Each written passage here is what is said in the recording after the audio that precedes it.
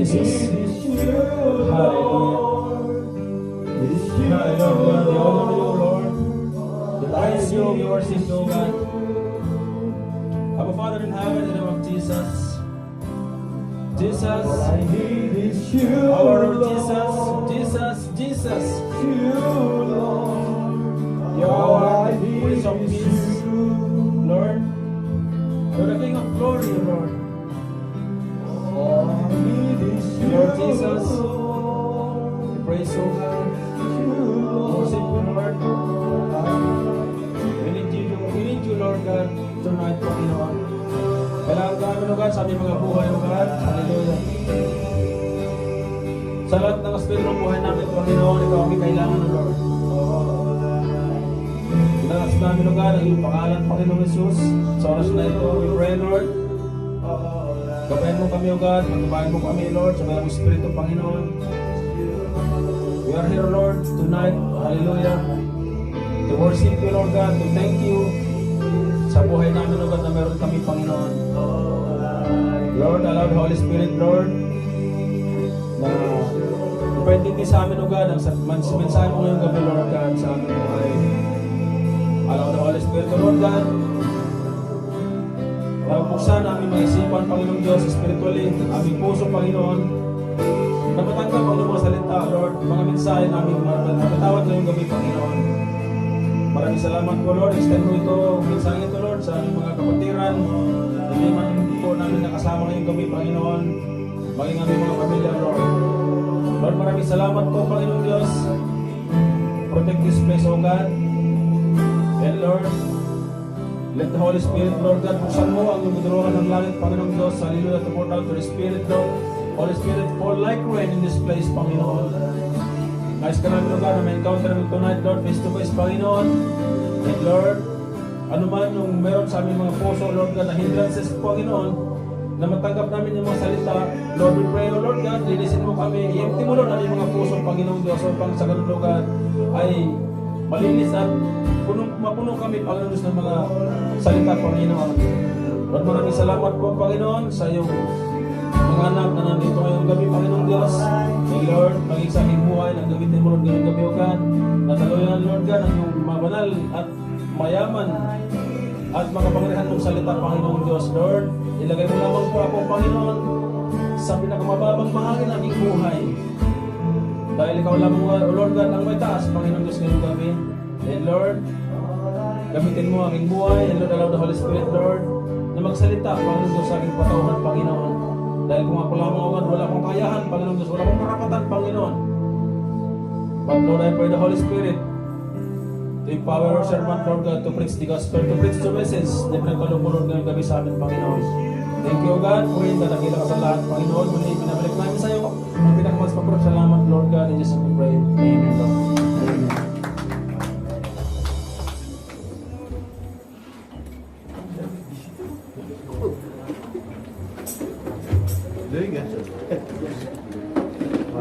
Amen. Amen. Praise the Lord. All we need is Jesus, mga kapatid. Lagi po natin tandaan. Without Jesus, our life is unworthy. Welcome, mga kapatid. Kay Brian, kay Bill, kay Kuya Power Energy, mga welcome po, mga kapatid.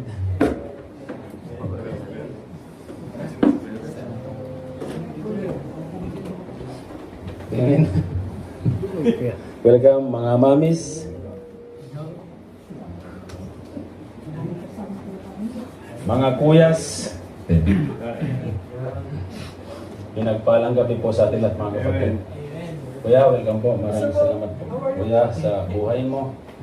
Kuya Rich, welcome po. Amen. Praise God. So, isang palakpak sa ating Diyos, mga kapatid. Palakpak ng tagumpay. Amen. Dahil tayo po ay nanagumpay na, mga kapatid. Tagumpay na po tayo. Dahil ang Diyos natin ay nagumpay na po sa cross, mga kapatid. At gawin lang natin is to celebrate His goodness, celebrate His faithfulness, and His blessings, mga kapatid, sa ating buhay. Amen. Napakapalad po natin dahil inalagat natin mga kapatid yung oras natin sa Panginoon na alam ko naman na mayroon dapat tayong mga dapat pang gawin. Amen? Pero mas higit na mapalad tayo dahil nilagat natin yung oras, binigyan natin ng Kuya Bon, welcome, ang oras ng ating Panginoon. Amen? So, minsan ako din mga kapatid, ako po ay may part ng puso ko na natutuwa, galak na galak dahil nakikita ko po kayo. Pero mayroon din part ng puso ko na mas may kalungkutan mga kapatid. Dahil mayroon akong mga kapatid, mayroon tayong mga kapatiran na hindi natin minsan sila nakakasama. Amen? Dahil sabi nga na mayroon mga priority, pero mas pinili nila yung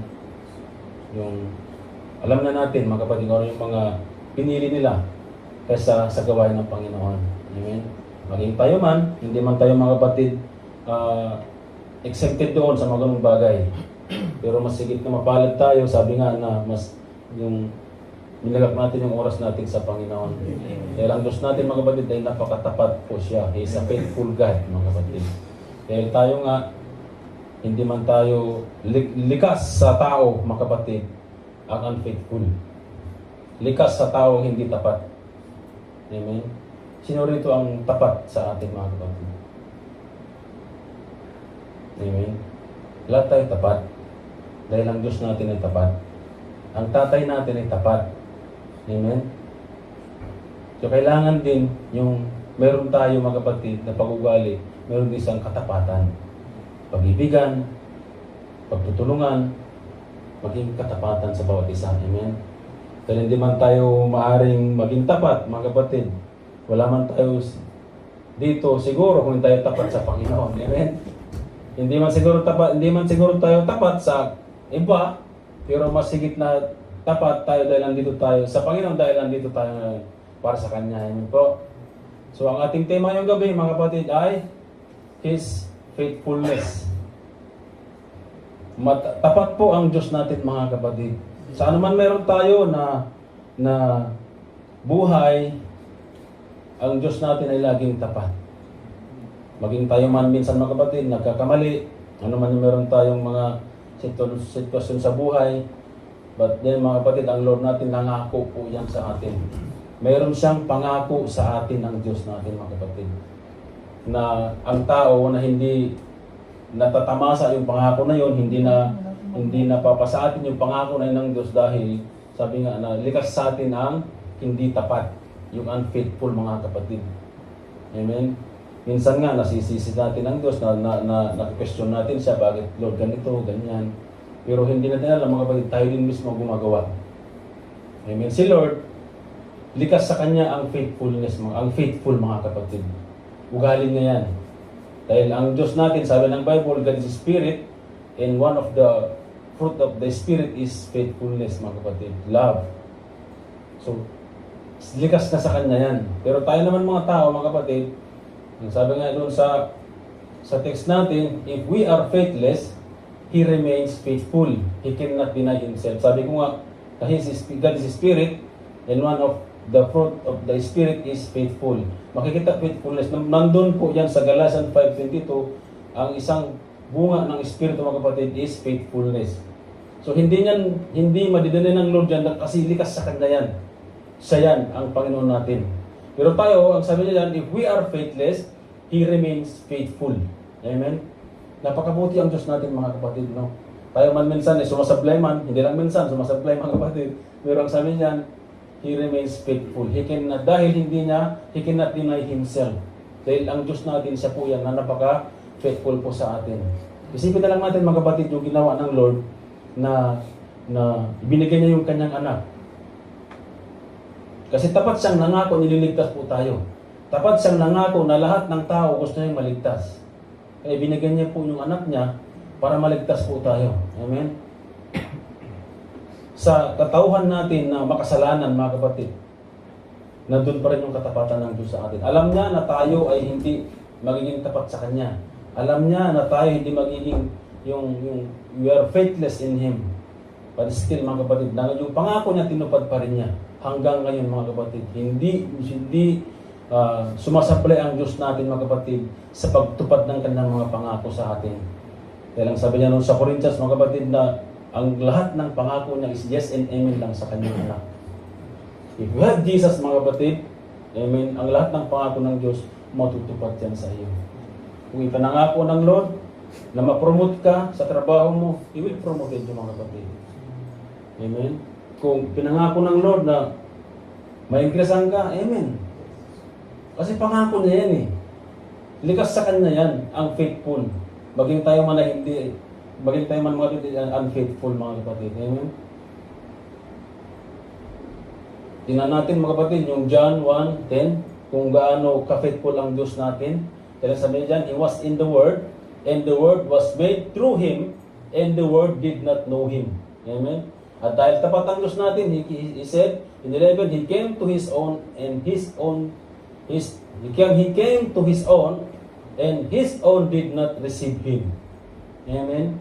Pero bakit si Lord, mga kapatid, itinuloy pa rin niya, amen, na ibinigay ang kanyang buhay.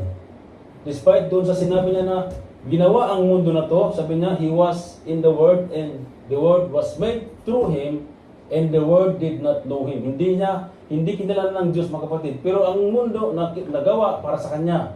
Pero sabi niya, He came to His own, and His own did not receive Him. Masakit yan mga kapatid. Ginawa ito para sa iyo, pero hindi ka kinilala. Pumunta ka sa mga halimbawa, kamag-anak mo, pero hindi ka tinanggap. Pero still mga kapatid, pinakita pa rin ng Lord natin, ginawa pa rin niya, tinupad pa rin niya yung katapatan niya sa atin, yung pangako niya sa atin na ibibigay yung anak niya para tayo maligtas at magkaroon ng buhay na walang hanggan. Ganun mga kapatid, katapat ang Diyos natin. Kahit sabi niya doon na we are faithless. Nandun pa rin yung katapatan ng Diyos. Amen? Kita magpatuloy, sabi niya mga kapatid, God's faithfulness as a vital to His character. Siya, sabi niya doon sa text natin na hindi deny Himself. Dahil ugali niya po ang Lord natin ng tapat para sa atin. His faithfulness mga kapatid. So God, sabi niya, reveals Himself as a completely trustworthy, steadfast, and faithful to keep His promises. Deuteronomy 7:9, sabi niya dyan, you know that the Lord your God is the only true God, so love Him and obey His command, and He will faithfully keep His agreement with you and your descendant. Amen? Sabi niya dyan, He will faithfully keep His agreement, His covenant, mga kapatid sa ibang salin, His promise sa ibang salin. Sabi niya, keep His agreement with you and your descendant. Hindi lang ikaw, mga kapatid, maging yung mga kasambahay mo, lahat ng mga generation na sa iyo, tutuparin ng Lord mga kapatid yung pangako niya. His faithfulness flow out of His immutable, unchanging nature. Hindi magbabago. Kaya sabi niya, hindi nagda sa Himself dahil hindi siya magbabago. Yung Diyos natin hindi nagbabago mga kapatid. Ano man yung meron tayo, gaano man tayo kasama, gaano man tayo kasinungaling mga kapatid, hindi man tayo faithful sa Kanya, God is still faithful sa ating mga kapatid. Sabi niya dyan, but if you return to me, I will return to you. Sabi niya sa Malakay 6, I am the Lord, all-powerful and never change. That's why you have not been wiped out, even though you have ignored and disobeyed my laws ever since the time you are your ancestor. Amen?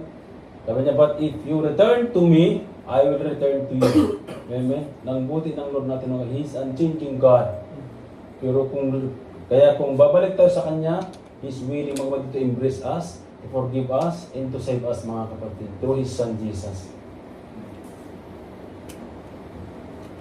So Hosea 11, tinan natin mga kapatid kung paano tayo inalagaan ng Lord natin. Gaano tayo minahal, gaano tayo ginagabayan sa araw-araw. Sabi niya, I took Israel by the arm and taught them to walk, but they would not admit that I was the one who had killed them.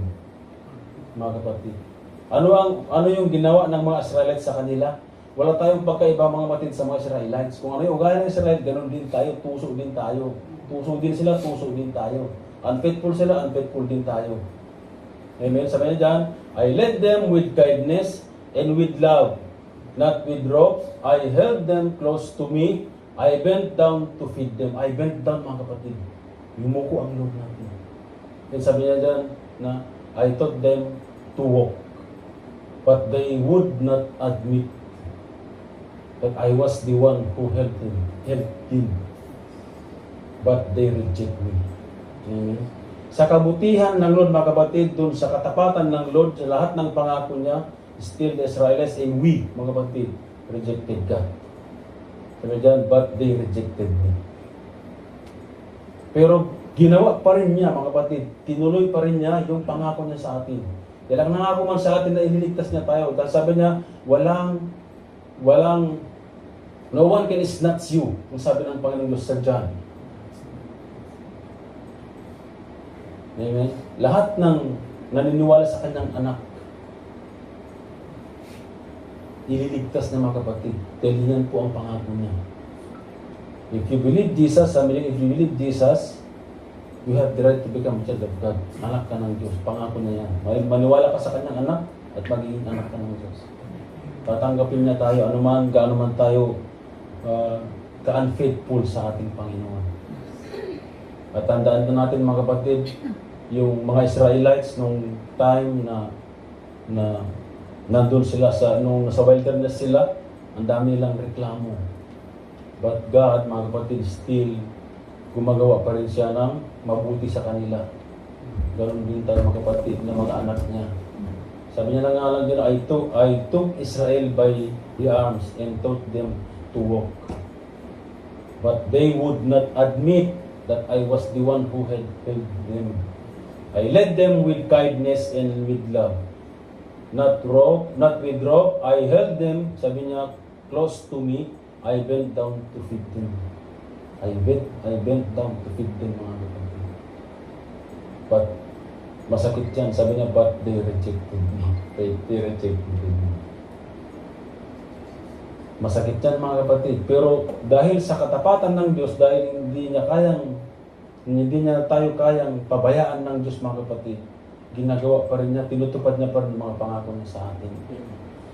Kaya nawa, ganun din tayo, mga kapatid. Meron man tayo mga ups and downs sa buhay, nangihina man po tayo, but hindi na nawa natin kalimutan ito pa rin yung pangako natin to serve God, to follow Jesus, to accept Jesus, mga kapatid. Dahil wala man po tayo magagawa without Jesus, mga kapatid, sa buhay natin. We are unworthy, mga kapatid, sa harap ng Diyos without Jesus. Kahit gaano pa tayo katalino sa mundo nito, kung wala tayong Jesus, mga kapatid, walang-wala pa rin tayong kabuluhan sa harap ng Diyos. Amen? So God is so good, God is so faithful even when people are not. Naniniwala ko dyan, mga kapatid. Amen? Dahil doon kanina, binasa po natin doon sa mga Israelites, mga kapatid. Amen? Tinuruan niya sila. Kumbaga alam mo yung bata na nagsasanay na lumakad, ganoon ang ginawa, mga kapatid, ng Diyos sa mga Israelites. Amen? Maging tayo man, mga kapatid, dahil ang Diyos ng Israel, yun din ang Diyos natin ngayon na sinasamba natin, mga kapatid. Kung ano ang ginawa niya sa Israel, ganoon din ang gagawin niya sa atin.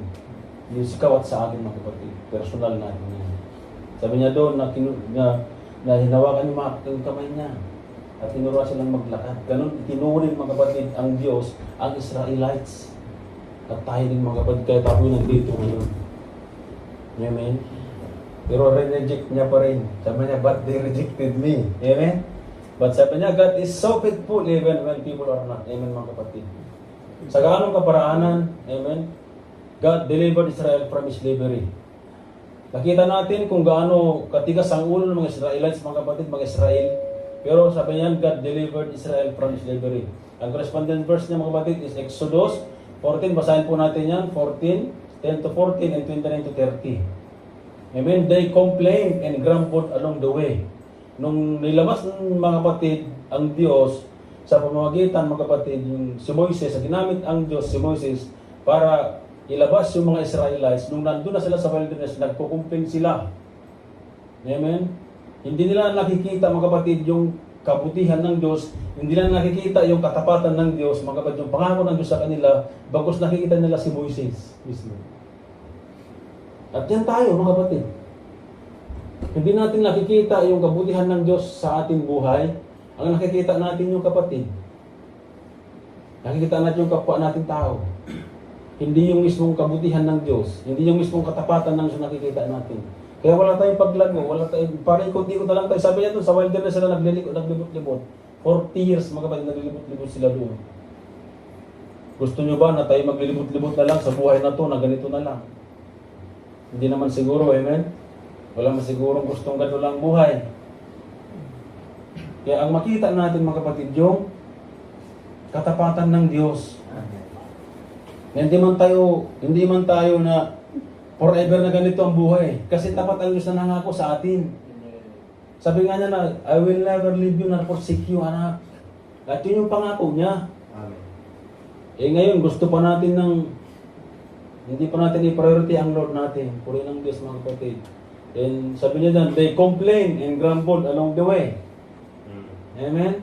Tinan natin, mga kapatid, dun sa 10, sa Exodus 14, sabi niya, as Pharaoh approached, the people of Israel looked up and panicked when they saw the Egyptians overtaking them. They cried out to the Lord, and they said to Moses, why did you bring us out here to die in the wilderness? Sabi niya, were not there enough graves for us in Egypt? What have you done to us? Why did you make us live in Egypt? Amen. Complain sila. Sabi niya, did not we tell you this would happen while we were still in Egypt? We said, leave us alone, let us be slave to the Egyptian. Amen. It's better to be slave in Egypt than a corpse in the wilderness. Pero ang kabutihan ng mga kapatid, dun sa pagkukumplin nila, ang sinabi niya dyan, sinabi naman sa kanila, the Lord Himself will fight for you, just stay calm. Tayo kasi mga kapatid, hindi natin makita yung faithfulness ng Lord dahil, sorry to say, mga kapatid. Amen? Sa 13, sabi niya dyan, but Moses told the people, don't be afraid. Just stand still and watch the Lord rescue you today. The Egyptians you see today will never be seen again. Ano man yung Egyptian mo ngayon, mga kapatid, ano man yung sitwasyon mo sa buhay ngayon, mga kapatid, hindi mo na makikita. Dahil God will fight for you, mga kapatid, ikaw at ako. Kaya tinan natin yung kabutihan ng Lord, tinan natin yung faithfulness ng Lord sa ating mga kapatid. They are complaining. Hindi na nakita yung katapatan ng Diyos. Si Moses ang nakita nila. Kasi siya man yung kasama nila, amen? Si Moses ginamit ng Lord na mensahero sa kanila. Pero hindi na nakita, mga kapatid, ang katapatan ng Diyos. Ngayon, kung tanggapin mo ang mensahe ng Lord, amen. Kung hindi, amen pa rin. Dahil matalino tayo, meron tayong sariling interpretasyon sa Biblia, apply mo sa buhay mo. Makita ang salita ng Lord na nagmamanifest sa buhay natin. Yan, ganyan ang matalinong tao, mga kapatid. Hindi, ang matalinong tao, hindi yung ikinikritics mo kung ano ang meron sa kapatid. Amen? Ang matalinong tao, yun yung makikita, yung salita ng Diyos sa kanyang buhay. At kahit man, mga kapatid, matalino tayo, kung wala tayo pag-obey, makita yung kapangyarihan ng Diyos sa buhay natin, sabi niya doon, we are foolish. Mangmang. Amen? So, sa Exodus, sabi niya, 14, tuloy ito, but the people of Israel had walked through the middle of the sea on the dry ground as the water stood up like a wall on the both side. Parang ganito, mga kapatid. Naglalakad sila dito, tubig yan. Ganun kabuti ang Diyos natin, mga kapatid. Sa Israelite. Pero nagmurmur sila. Amen? Pero gumawa pa rin ng tinupad pa rin ng Lord, mga kapatid, yung pangako niya na ilalabas na sila to save them, to protect them, mga kapatid, to feed them, mga Israelites. That is how the Lord rescued Israel from the hands of the Egyptians that day. And the Israelites saw the bodies of the Egyptians washed out on the seashore. Amen. Ano nangyari sa mga Egyptian umabot sa kanila? Namatay sila. Washed out sila. Number 2, Israel was worship the golden calf. Amen. Hindi man sila mga kapatid naging tapat sa Diyos nung si Moses nandun sa Mount Sinai na kinukuha niya yung tinawag ng Lord siya doon to give Moses the Ten Commandments. The Israelites mga kapatid, gumawa sila ng baka, na golden calf, at yun yung sinamba nila. Amen. Pero despite doon, God was ready to destroy them. Gusto ng Lord mga kapatid to destroy yung mga Israelites. Pero si Moses nag-intercede siya. Tingnan natin sa Exodus 32, sabi niyan, the Lord said to Moses, hurry back down. Bilisan mo, bumaba ka na. Moses, the people you led out of Egypt are acting like fools. They have already stopped obeying me, sabi ng Lord, and have made themselves an idol in the shape of young bull. They have bowed down to it, offered sacrifices, and said that it is the God who brought them out of Egypt. Moses, sabi niya, I have seen how stubborn these people are. Matigas ang ulo ng mga tao na to. Moses, bumaba ka na. Nakakalimutan na ako ng mga Israelite, mga Israel. Sabi niya dyan, I am angry enough to destroy them. God is ready to destroy the Israelites. So don't try to stop me. Sabi ng Lord kay Moses, huwag mong subukan na pigilan mo ako kasi ililipunin mo ng mga yan. But I will make your descendant into a great nation. Amen? Yan yung sinabi ng mga kapatid ni ang Panginoon kay Moses. Gagawin ko yung descendant mo na a great nation. But sabi na dito, Moses tried to get the Lord God to change his mind. Amen?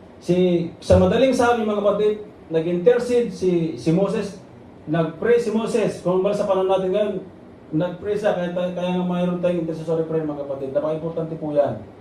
Sabi niyan, Moses tried to get the Lord God to change his mind.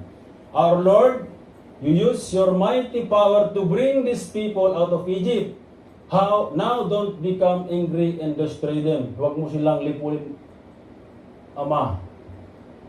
Dahil sabi niyan, if you do, the Egyptian will say that you brought your people out here into mountains just to get rid of them. Sabi niya, please don't angry with people, don't destroy them. Huwag mo silang sirain. Huwag mo silang lipulin, Ama. Pero sabi ni Moses, pinaalala ni Moses mga kapatid, dahil si Lord, mayroon siyang pangako kay Abraham na magiging great nation ang descendant ni Abraham, mga kapatid. Sabi niya dyan, remember the solemn promise you made to Abraham, Isaac, and Jacob. Amen? Sabi niya dyan, you promised that someday they would have as many descendants as there are stars in the sky, and that you would give them land. Nag-isip ang Lord. So even though, sabi niya, the Lord had threatened to destroy these people, He changed His mind and let them live. Amen? Faith, napaka-faithful ang Diyos natin mga kapatid. Dahil mahirap yun, ginawa ng mga Israelites, gumawa sila ng sarili ng Diyos to worship. At marapit na silang lipulin ng Diyos, mga kapatid.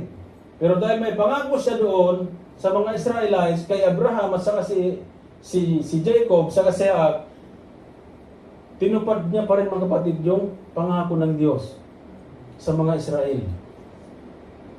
At yung Diyos ng Israel, yun yung Diyos natin mga kapatid. At yun din yung ganyan din ang gagawin ng Lord sa buhay mo sa akin mga kapatid. Kaya naman sabi ko nga, gano'n tayo katuso sa buhay, but God still love us. He's still faithful mga kapatid to yung kanyang faithfulness mga kapatid sa buhay natin. So Jesus faithfulness despite disloyal followers. Si Jesus, mga kapatid, isa rin yan sa hindi paniniwalaan. Lalo yung pamilya niya, yung mga tao na sa mga Israelites din, mga kapatid, hindi rin siya pinaniwalaan. Kaya sabi niya doon kanina na he came to his own, but he don't believe. Hindi sila naniwala sa kanya. But still, Jesus, mga kapatid, lumakad siya, tinupad pa rin niya yung pangako ng Diyos na ibigay ang kanyang bugtong anak na sinuman yung maniwala, mayroon at magkaroon ng buhay na walang hanggan. Amen. Tinupad pa rin niya, mga kapatid, doon. Yung mga 70 na followers niya, iniwan siya. Amen? Pero nagpatuloy pa rin siya, mga kapatid. Sabi niya, Jesus demonstrate incredible loyalty, faithfulness, and promise to His followers even when they were faithless. Amen?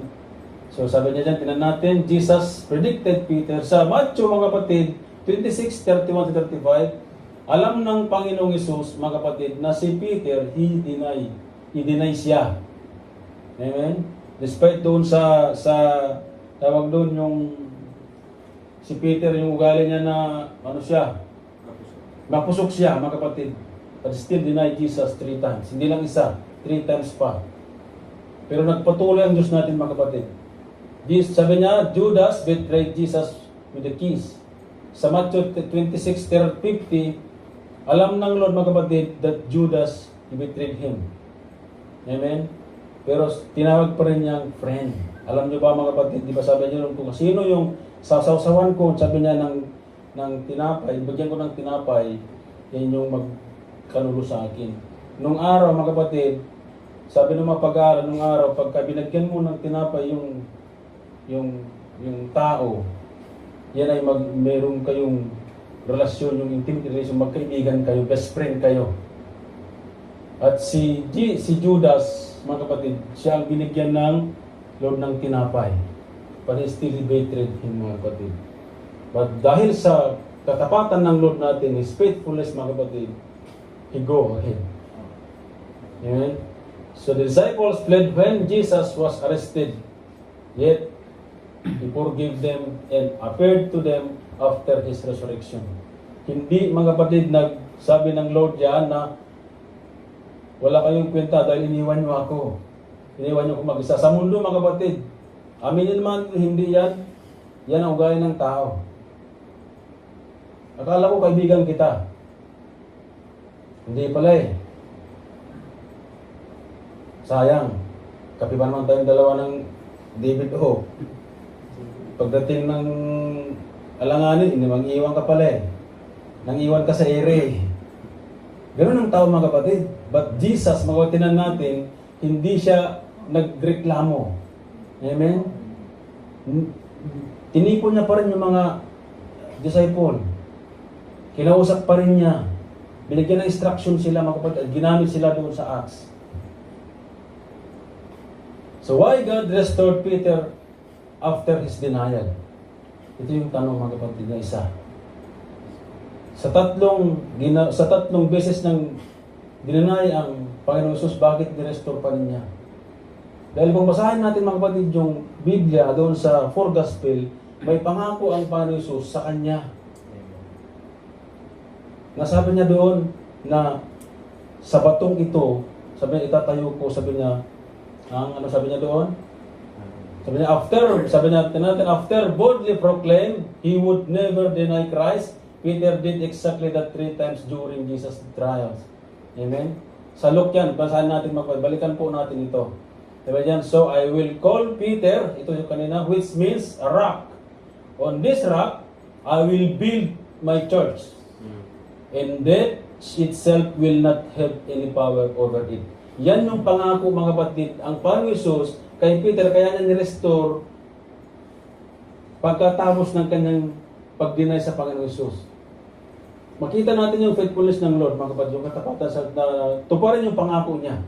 Ikaw ba naman, i-deny ka ng kaibigan mo? I-deny ka ng kasama mo? Amen? Pagkakanulo ka. Pero, i-restore mo pa rin. Patawarin mo pa rin siya. Amen? Dahil meron kang pangako eh. Sabi niya dyan, I will give you the key. Hindi lang basta nire-restore mga kapatid. Sabi niya, I will give you the keys to the kingdom of heaven. And God, sabi niya, in heaven will allow whatever you allow on earth. But He will not allow anything you don't allow. Amen? Binigyan siya ng kapangyarihan pa mga kapatid si Peter. Na kung ano pa yung tulutan sa mundo, papantulutan doon. Ano pa yung tulutan niya doon, papantulutan dito. Despite doon sa 3 times, he denied Jesus, mga kapatid. Dahil meron nga siyang pangako. Sabi niya, I will build, sabi niya, my church sa iyo, Peter. Kaya ni-restore niya. At doon natin makita, mga kapatid, yung Diyos natin na gaano man tayo kasama. Amen? Wala pa tayo sa ginawa ni Peter eh. Amen? Si Peter, malala yan. Dinanay mo ang Diyos. Panginoong Jesus. Pero ni-restore niya, mga kapatid. Tinatawad niya, ginamit niya doon sa Acts. Nakita naman natin, basahin natin ng Book of Acts kung paano nagamit si Peter doon. Ganon kabuti ang Diyos natin, ganon katapat ang Diyos natin, mga kapatid. So can people, sabi niya, experience the faithfulness of God? Lahat ba tayo mga kapatid, may experience natin ang faithfulness ng Diyos? Amen. Amen. Dahil sabi nga doon sa text natin, even we are faithless, is to remain faithful, mga kapatid. So sabi niya, if we have, sabi niya, we can have fully assurance in God promises. Lahat yan, mga kapatid. Kaya ma-experience natin, maranasan natin ang faithfulness ng Lord. Even, mga kapatid, when we have, sabi niya, even when we are faithless, God remains faithful. Yun yung text natin kanina. Sabi niya, He will never break His covenant or go back to His word. Hindi niya babawiin, mga kapatid, yung salita niya. Hindi katulad natin, sige brad, samahan kita. Sige, kasama kita. Sige, pasukin natin ito, kasama kita, walang iwanan. Pero nahuli, iniwan. Sabi niya, may notas, brad. Tapos na. Pero ang Lord natin, sabi diyan sa Psalm 89:34, I won't break my agreement or go back to my word. Amen? Tutuparin niya, mga kapatid, yung pangako ng Lord sa atin.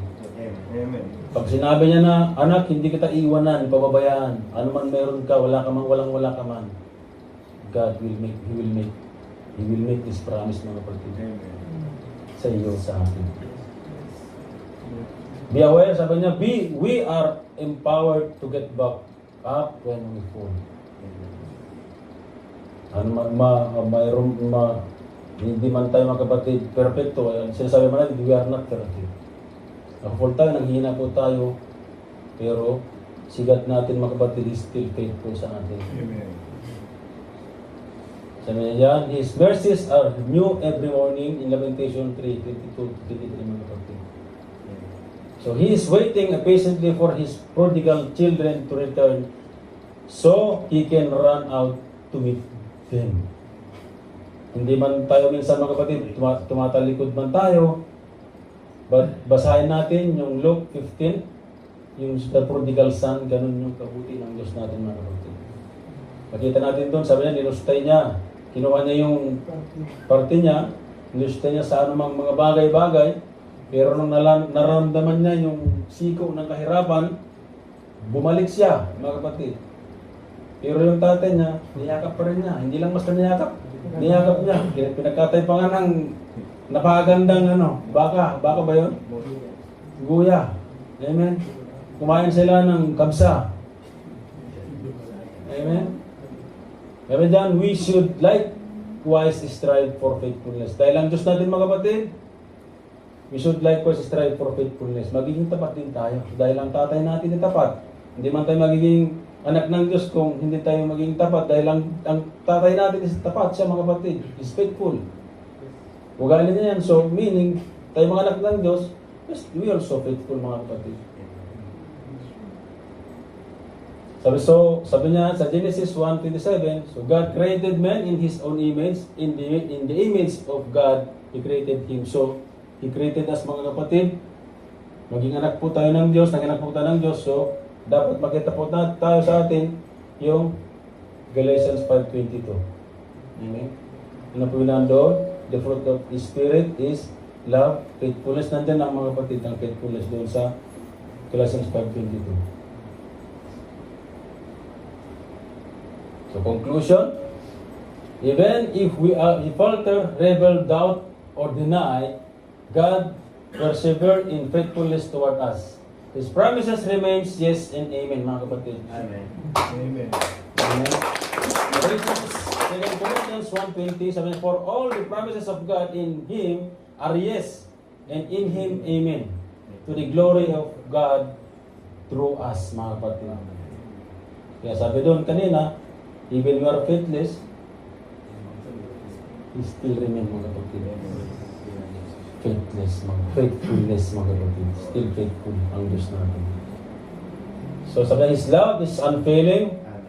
His covenant is stands secure, and by the power of the Spirit, He equipped us to grow in faithfulness to as we rest in Him.